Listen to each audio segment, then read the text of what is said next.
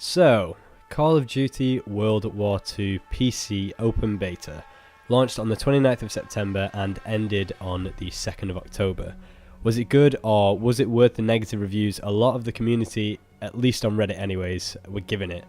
I'm Unzi and I hope you enjoy the video.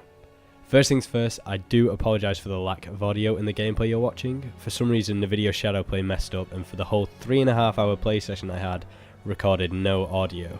That's why we're left with the music in the background like I'm recording a commentary from back when COD 4 was released. Also, I do apologise for how nasally I sound in this video. Unfortunately, I've just returned from Croatia with a cold. Regardless of both of these, I hope it doesn't deter you from watching the video. In terms of the gameplay itself, I'm playing hardpoint on the map Aachen, I think that's how you pronounce it, and I'm using the STG-44, which is by far my favourite assault rifle from the beta, but unfortunately this gameplay shows it as only a level 1 with no attachments. So before getting into the pros and the cons of the beta, I want to outline something before I go on, as I've seen a couple of people asking this on the subreddit, and especially after hearing that an open beta was coming to PC. The main reason to sum up why we got an open beta, whereas console players had to pre-order the game to play, is that the PC audience is a lot harder to please, whether that be the players themselves or the machine they're running the game on. Instead of having a PS4 that has the exact same specs as every other PS4 on the market, and the same with the Xbox, every PC is different, and you have an infinite amount of graphics cards, processors, power supplies, different amounts and speeds of RAM, and so on, and that makes it incredibly harder for the devs to optimize the game for PC. So what do? They give the PC audience the chance to play the game no matter if they've pre-ordered or not, because unlike the consoles, they have a bigger job of making sure the game runs smoothly on PC, and with that comes the fact that most PC gamers are harder to target than console gamers. Why play World War II when you can play Battlefield or Counter-Strike? It's all about making sure that the PC version of the game withholds itself and makes for a fun gaming experience, as well as something that you could potentially be played competitively, because if you didn't know, the COD 4 competitive scene on PC is and always has been something of importance. I feel I have more pros than cons for the beta, which I guess is always a good thing. So here's a couple of things I picked out from the 3.5 hours I got to play. Just a side note, the only reason I had 3.5 hours to play was because I got home from Croatia on the Friday and I was busy on the Saturday, so that's why. The first thing I found, and I'm pretty sure 99.9% of those who have played World War II and any iteration of it, is that boots on the ground is back and it feels better than ever. I think we've done our time now with futuristic shooters. It had its light, and because of how regurgitated it got in the end, no shout out there to Infinite Warfare, boots on the ground was something we deserved. Playing World War II reminds me of the countless hours playing COD 4, World at War and MW2, and considering they're my favourite Call of Duty games, I never wanted to stop playing. I loved how fast everything felt, regardless of the fact that World War II should probably focus on a slower paced game style, and I also loved how slick the movement felt around the map. This was the same with the time to kill also. I felt like Sledgehammer have done a great job with the time to kill of most of the weapons, and I always felt like the gunfights that I won and lost were justified. Although it does need some tweaks and changes towards the mode and the map featured, I also really enjoyed the war game mode. This was something that a lot of people hyped up in the closed beta, and I'm excited to try it out for myself. The only thing I would say is that I feel like there needs to be more points to capture along the map, which includes the time from the house at the start, if you're attacking, to the bridge section. I feel like this goes way too fast depending on how fast the enemy team captures the first point, and when you're actually at the bridge, it feels like a clusterfuck due to the amount of snipers and enemies on the opposite side.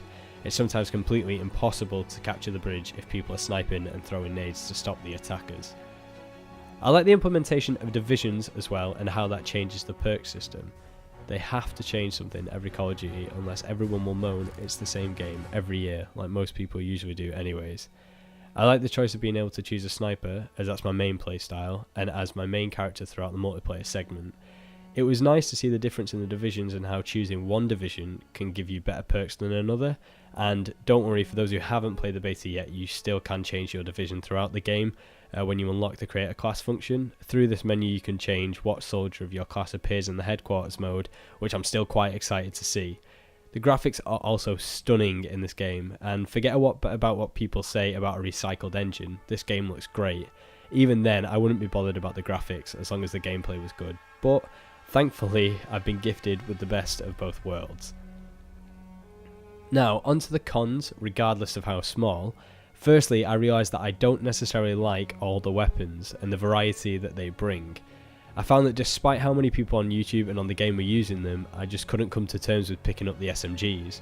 I've seen so many people getting large kill games with the SMGs, but I just couldn't get into it, and this kind of let me down in a way, because the PPSH is one of my favourite SMGs from World at War, and I just feel like it didn't live up to the hype that I remember. And this also leads me on to the fact that I couldn't unlock the Thompson because I didn't feel good using the SMGs, and the Thompson was another gun that I absolutely loved. Perhaps this will change in the full game, but we'll have to wait and see. I found myself primarily using only the snipers, as I've said before. That's usually my playstyle, and the assault rifles because of my issue with the SMGs. That, and I have never been someone to use LMGs or shotguns as primaries. Another issue is the map designs. I know we've only had 3 maps shown in the beta, and I've seen this a lot on Reddit as well, but apart from the map from the war game mode, they all seemed really small considering the size of some of the theatres throughout World War II. Even with the war map, I was hoping for something a lot bigger. I feel even Battlefield 1 does this better with their team deathmatch maps, as they're bigger than the ones even in the COD beta. Although I did like Gibraltar for whatever reason, this map kind of felt like the right size, which I guess is quite ironic, considering I've just criticised the size of the maps. The next 2 things are just PC related issues, which no way affect the game on consoles. The final release or soon after, I'd like to see them increase the FOV to 120, as that's what I'm used to from Battlefield and also from Black Ops 3. At first I was disappointed to see that they were keeping the weapon sizes locked to the camera, as in Black Ops 3 the weapon was shown kind of, you saw more of the weapon the higher the FOV went up.